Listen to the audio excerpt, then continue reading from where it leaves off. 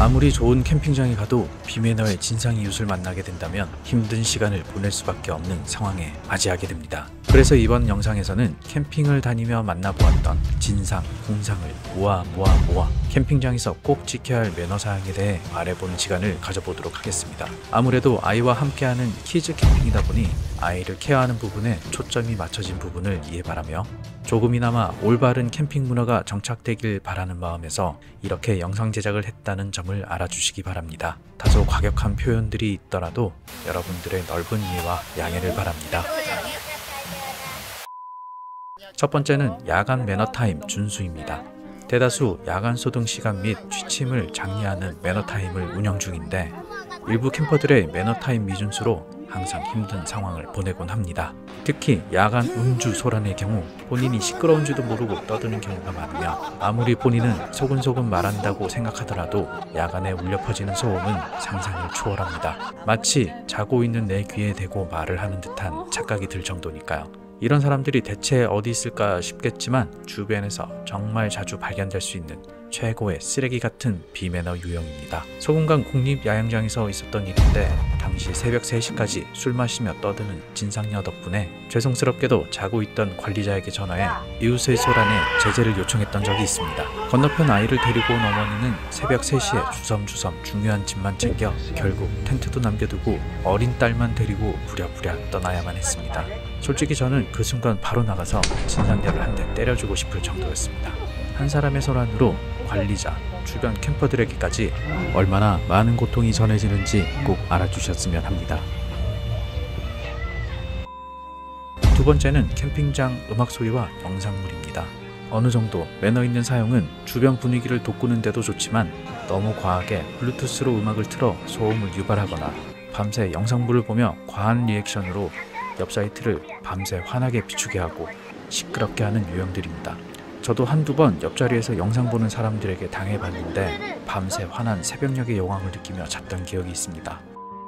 세 번째는 쓰레기 투척입니다. 경험상 위 두 가지 비매너 행위를 하시는 분들이 보통은 철수 시 쓰레기를 버리고 도망가시더라고요.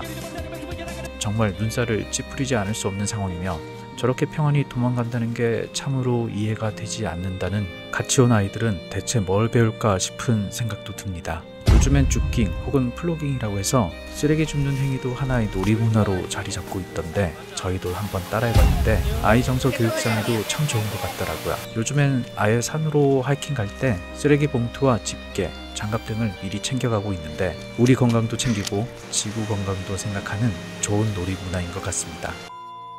네 번째는 설거지 문제인데 일부 사람들이 짬 처리를 안 하고 바로 수채구멍에 그대로 버려 개수대가 막히는 경우가 종종 발생합니다. 한 번은 옆에서 설거지 하시는 분이 짬을 그대로 버리시길래 음식물 쓰레기에 처리하셔야 한다고 하니 이건 그냥 설거지 때 나오는 건더기 같은 것들이라고 굳이 음수로 처리하실 필요가 없다고 하시더라고요. 그 시대의 개소리 이후 그분이 떠나신 자리는 바로 수채구멍이 막히는 사태가 발생했습니다. 저라도 나서서 한번 치워볼까 했는데 제가 비위가 워낙 약해서 도저히 못하겠더라고요. 대체 다음 사람들은 설거지를 어찌 하라는 건지. 속이 후련했냐?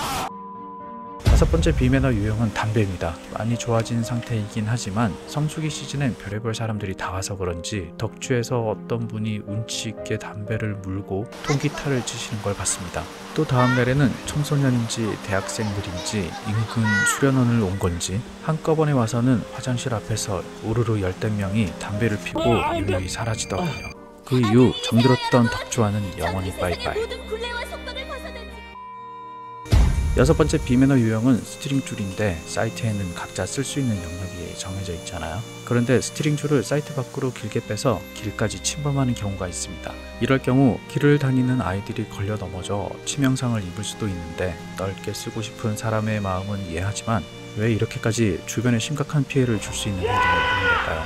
이것도 덕주에서 생긴 일인데 길가로 뻗어진 스트링줄에 야간에 뛰어가던 아이가 걸려 넘어지고 그래도 천만다행인 게 길가 옆으로 화롯대도 빼놓으셨더라고요.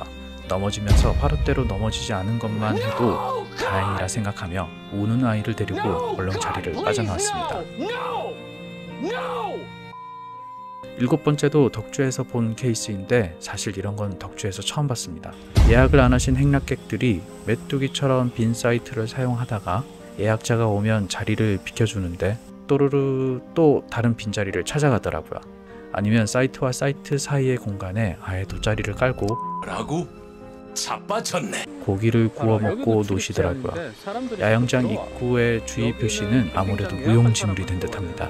특히 이들의 비매너는 거의 종합 선물 세트 그 자체로 상상을 초월해 보는 이의 말문을 막히게 할 정도입니다. 이거 장난이 너무 심한 거 아니오? 미안.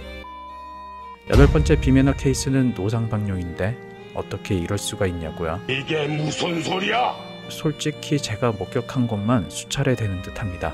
얘 이들 같은. 보통 사이트와 화장실의 거리가 멀 경우 자주 발생하고, 한 번은 밤에 텐트 안에서 자고 있는데 옆 사이트에서 밖에 나와선 졸졸졸 대는 소리를 들었습니다.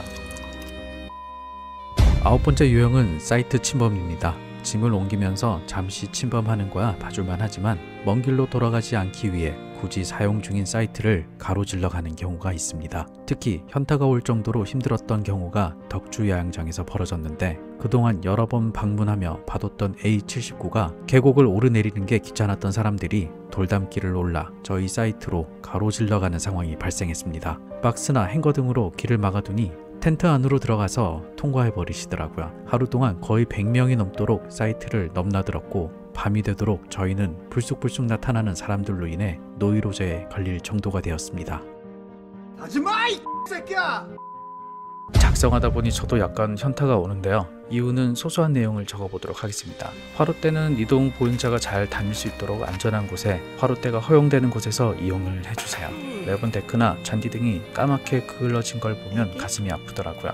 또한 연기가 다른 사이트로 직방으로 가게 된다면 자리를 조금 옮겨주시는 센스를 발휘해주세요. 그쪽은 말도 못하고 뜻하지 않게 돈 주고 화생방 훈련을 하는 거니까요. 캠핑장 내 길이 흙길이면 최대한 내 차로 인해 흙먼지가 일어 주변 캠퍼분들에게 피해가 가지 않도록 해주세요. 식사 중이라면 흙먼지가 음식에 다 날려 들어갈 수도 있어요. 또한 너무 어린 아이를 캠핑장에 데려와서 밤새 주변인들을 불편하게 할 수도 있으니 아이의 성향을 잘 파악하여 캠핑 가는 여부를 판단해 주셔야 할 듯합니다. 예전 여름에 하강포에서 있었던 일인데, 어린아이가 밤에 일어나서 찡찡대기 시작했고 어머니가 왜 안 자냐고 나무라기 시작하더라고요. 그 고요한 밤에 쩌렁쩌렁 울리게요. 그랬더니 그 작은 아이가 하는 말이 "내가 캠핑 가고 싶어 했어? 왜 데려왔어? 나 집에 가고 싶어" 라고 거의 울부짖다시피 말하더라고요. 부모 욕심으로 괜히 아이가 싫다는데 캠핑에 데려가는 일은 없었으면 합니다. 여러분들은 어떤 비매너까지 보셨나요? 생각나는 비매너 캠퍼 유형이 있다면 댓글로 알려주세요. 저도 뜻하지 않게 주변 분들을 힘들게 할 수 있으니 더욱 조심해야겠다는 생각이 드네요. 우리 모두 아이들에게 부끄럽지 않은 캠핑을 했으면 합니다. 그럼 다가오는 봄이 오면 23년도 첫 캠핑으로 다시 찾아뵙도록 하겠습니다.